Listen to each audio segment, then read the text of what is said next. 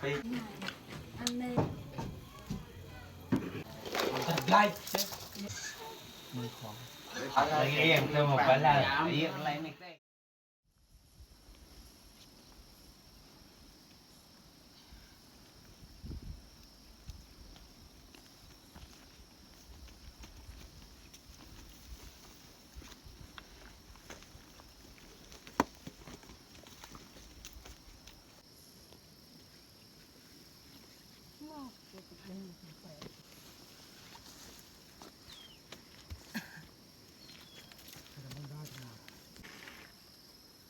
ดาวลาเป็นเรื่องใบระยะ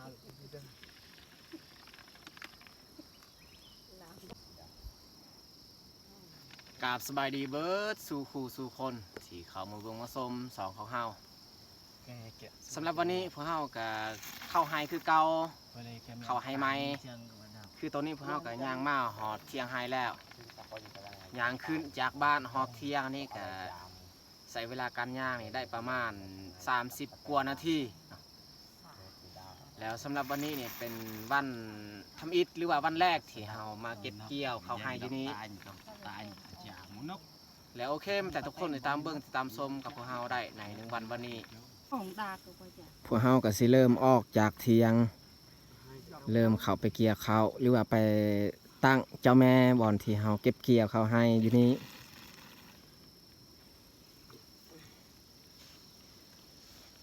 แนวพันธุ์ชนิดนี้นี่ยังบ่ทันสุกเฮาสิเกี่ยวเอาอันแนวพันธุ์ตัวมันสุกอยู่ระหว่างกลาง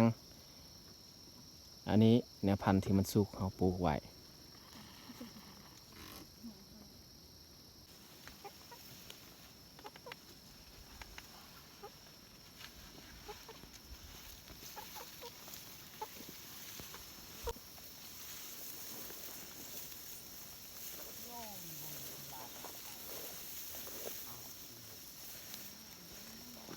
ตอนนี้นี่เราสามารถย่างพานกลางให้เมื่อเราได้ตั้งเจ้าแม่แล้วนี่เราก็บ่สามารถย่างเข้าไปได้ถ้าว่าบอนใดเรายังบ่ทันเกี่ยวเข้านี่เราก็บ่สามารถไปได้เลยขลำ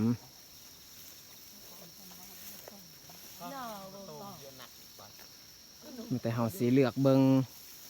จุดที่ดินค่อนข้างเพียงบอนเราจะตั้งบอนเราเหยียบเข้าบอนนี้แหละเพียงเขาสิตั้งบอนเขาเหยียบเขาอยู่นี่เลยเครื่องคล้องเนี่ยปะไว้อยู่หันแหละ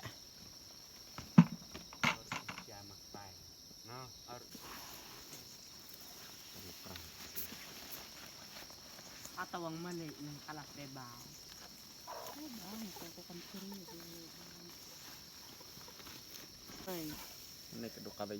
ลงมือเก็บเกี่ยวได้เขาบ่ทันตั้งจะแม่เกี่ยวไปก่อนสบายเขาขุดดินบอนเขาจะเหยียบเข้า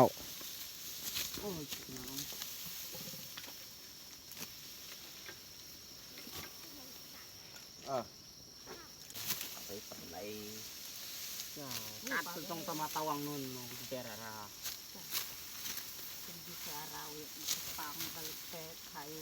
เซ็งที่กาปกักระเบิดปกอาเววะเล็งระหว่างเข้าที่ยังบ่ทันสุกนี่เบิ่งดีๆเลยนี่แหละระหว่างเข้าที่สุกกับตัวยังบ่ทันสุก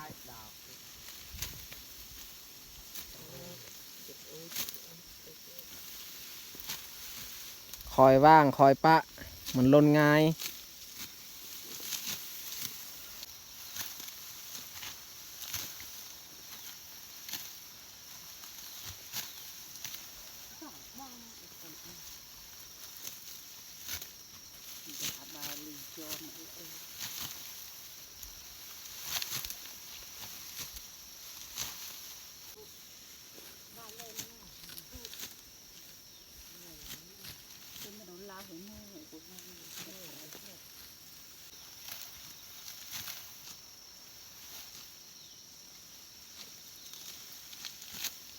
เจาะขอลายเจาะกู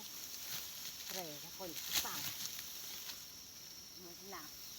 เนี่ย lên tôm chọc vụ lề ra là phải thôi ông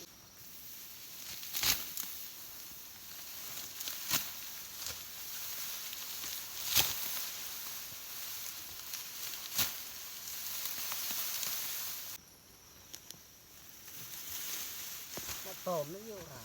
tôm cũng lâu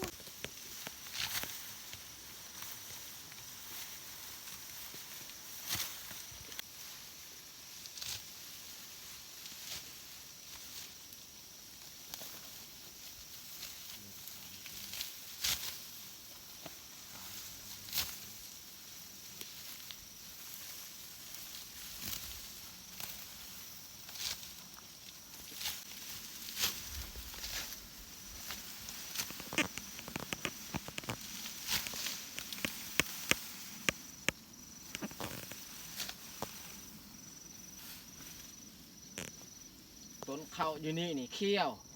แต่ว่าสุกแล้ว เพราะว่าต้นมันงาม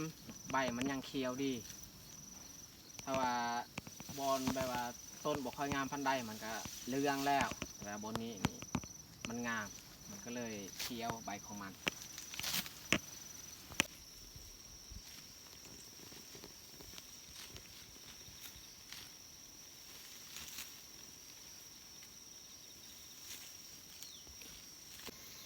เฮาเก็บออกอันนั้นข้าวที่เฮาเกี่ยวเพราะว่าบนนี้เฮาสิตั้งบอนเฮาเหยียบข้าว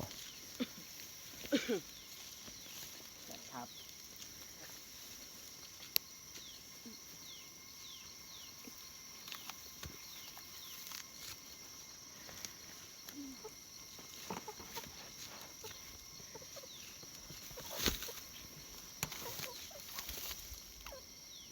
มันมีหินนี่ tao hi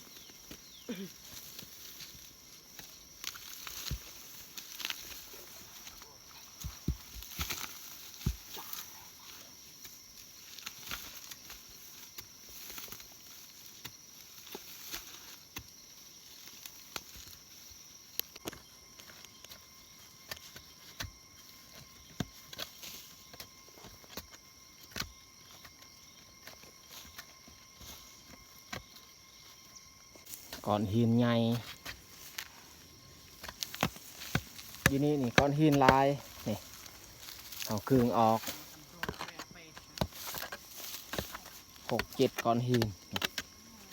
บอนที่เขาจะเหยียบเข้าเอาครึ่งออก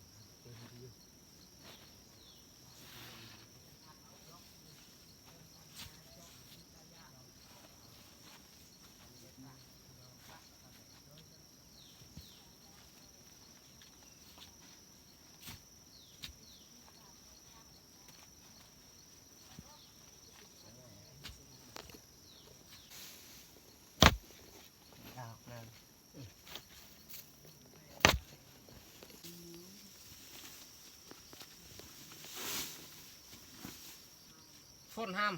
เฮาเฮ็ดบอลเฮาเหยียบข้าวแล้วเฮาก็เก็บข้าวมากองไว้ส่วนเจ้าแม่นี่เฮายังบ่ทันตั้งเก็บไว้ก่อนแต่ว่าเฮายังบ่ทันเหยียบเพราะว่าเจ้าแม่เฮายังบ่ทันตั้งเฮาตั้งเจ้าแม่แล้วจึงคอยเหยียบ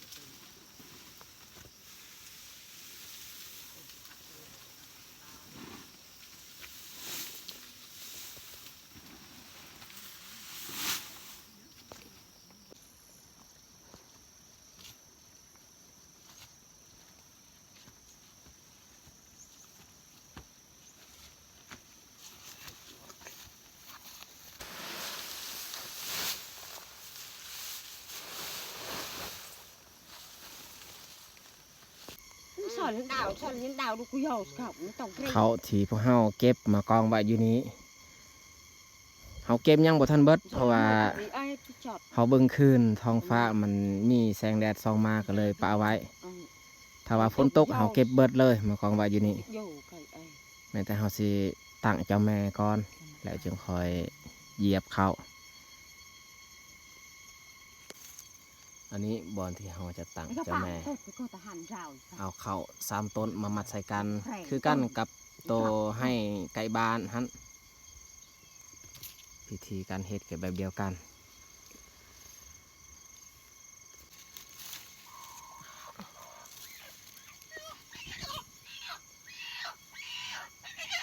เดี๋ยวละจับตีนเลย โอ้ยคือกาดโอ้ยยังโอ้ยมันดุด เวลาเขาตะกร้าตะเกรงเขาอาจจะจนเลยนำยีเด้งดาบยีนกเรงก็สนับสนุนนะไปไปอนอยากะนกเรงเวรเสร็จกับโจ้แต่หมูอาจจะเด้งดาบยีไปก็บาร์มูทุกดอกตัดอีทุกดอกอามามือเนกละตาคนละหมาคนละไปนอกไปอะไรอย่างมากมาย อย่างนะโกไม่น่ากูเลยข้าวนะโกนตังนะโกนต้นนะโกนต้นในข้าวหาย อันนี้ตะไล โอ้ยจะดัง ไอ้ไล่อยู่ตักในใจกี่ตักไอ้ไหล เลยตีไปดูดอกลาบก้อย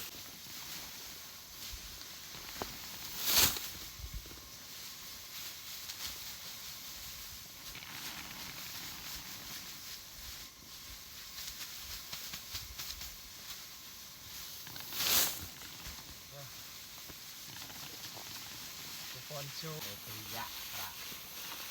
บอม แรงนี่ทำไมเอ้ยเดือน ไม่เลยลิซอลมาดาวแล้วที่ละบ่ยห้าน จามนิ่มจามขาดอะไรที่เราตักกันลาวตึงอะไรมาบ้านตักไม้กันเลยลวกมันจะหันเนี่ยมันจะตะกอนนิ่มมันจะบ้ามันจะตะกอนกับตะกอนมันจบหากว่าเจอจมวันนี้ก็ซันแซนสั่งโมไซก็ติต้องเบียก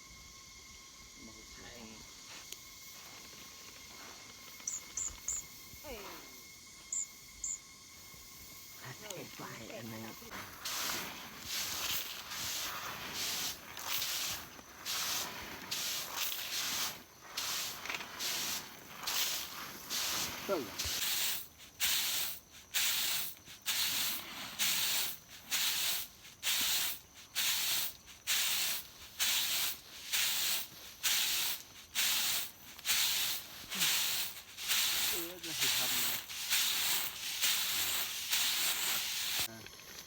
ตอนนี้พวกเรากับซีเกียมออกเมื่อ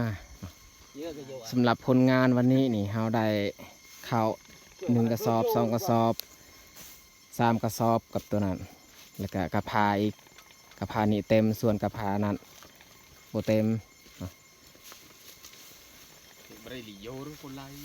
ไอ้แกรตองนารยา เขาไปดักอันไหน phong hư Ngọc đã được เอ้ยจักไอ้ chị tặng chú đông ơi chú đông เธอหลักเขาจักเขา ตอนนี้พวกเราก็พากันออกเมื่อแล้วเกี่ยวข้าววันแรกอยู่ถึงภูก็ได้แต่3 กระสอบปลาย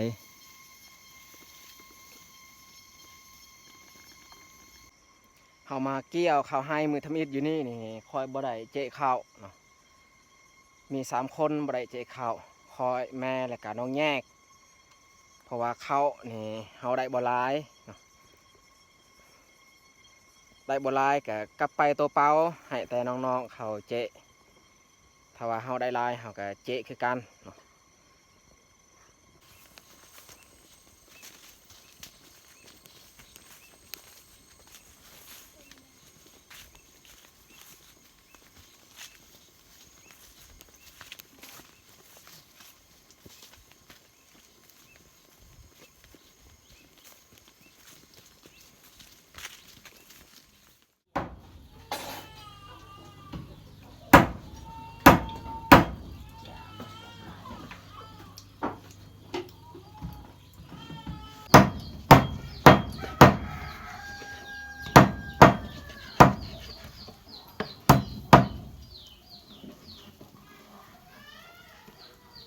ăn ở bên đi lâu à nó hú người ta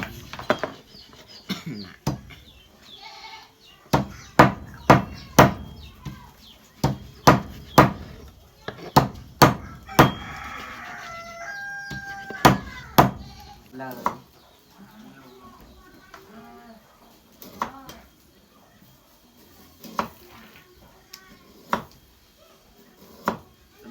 cú lúc người ta bói anh em tổng cả được cú lúc người ta bói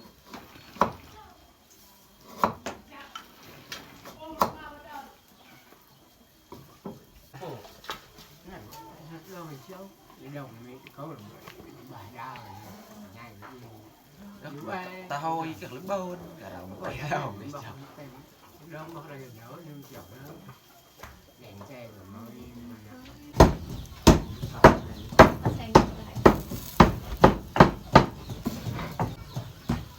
cái này nghe rõ đây trời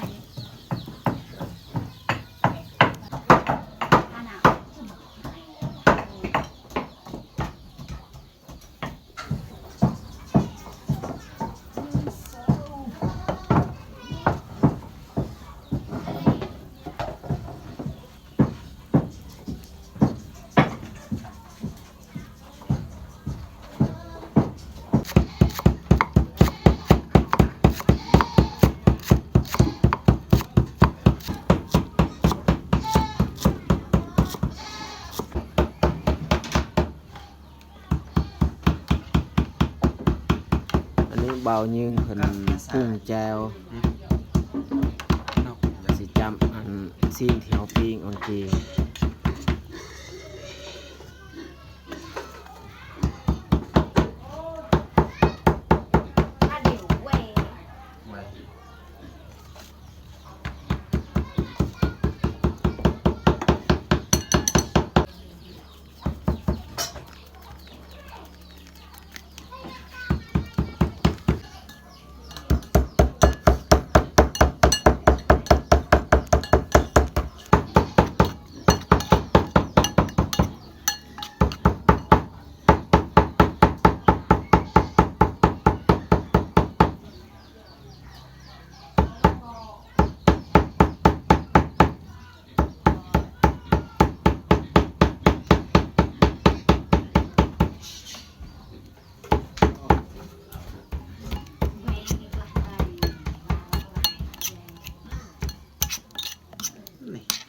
xanh lại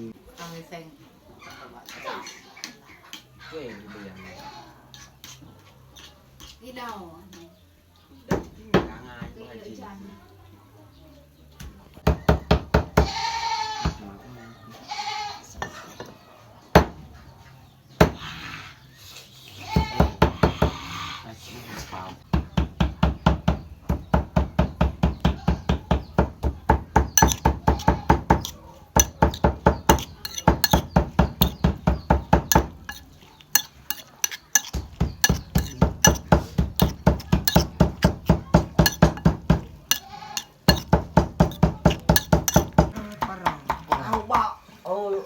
anh ấy hoặc cắt tan cái tay thì libor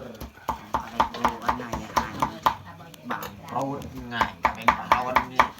luôn này sao thì ta nào này tao bây giờ về mới say bây giờ hạt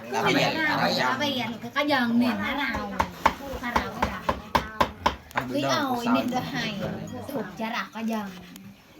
Sạch y ta viên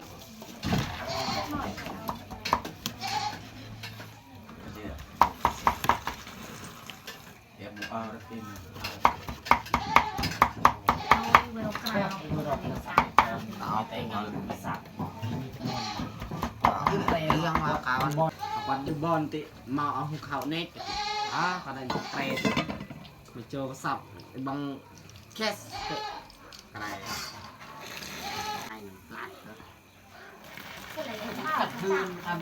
chặt những cái pi nhưng đủ nằm bên đằng những còn pi chặt người ta lặt ngày đấy như lặt chứ đâu ngày thì bông ta dẹp lặt chứ đâu ห่อแบ่งเป็น2 ถ้วยเอามากินข้าวแรงน้ำกันกินแต่ปีซีนี่แหละข้าวเหนียวสดๆ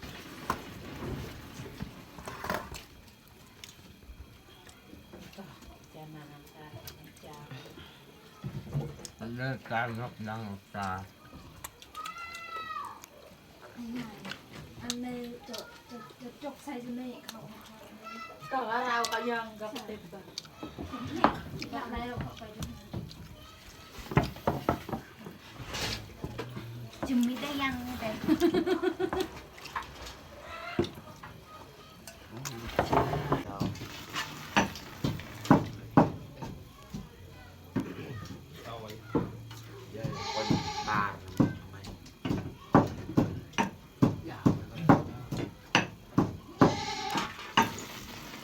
Có quặng nó có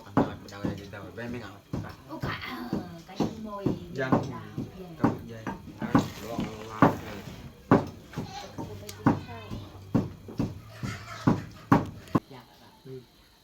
bằng đây bây giờ vào thì cho nó phạt giá cả bị rung hay à dây như prành Đi rung ở đây đặt tạt. rùng đầy rung ở chặt đỏ là dây nhẹp chả chắc mà tại phạt giá thân lại lao lại tâm đâu bị đậu bạc bên mình đọc tấm bạc rồi ta các tấm bạc tại thật lai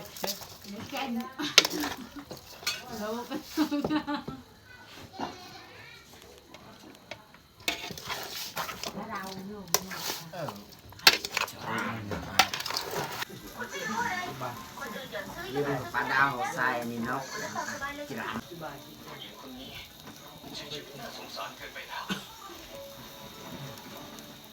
nhiều là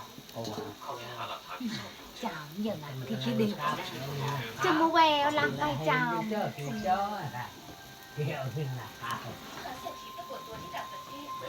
nó lọt cái dầm culan dầm ôi dầm mèn rào mừng rau phải đàn với pha mà chặt cái lọt culan nước cái đâu cái chẳng nếu nói thiệt tao bảo là con không bảo là riêng tôi một cái là riêng lấy này tê lao giờ này thì kia là chưa học cao nhau fan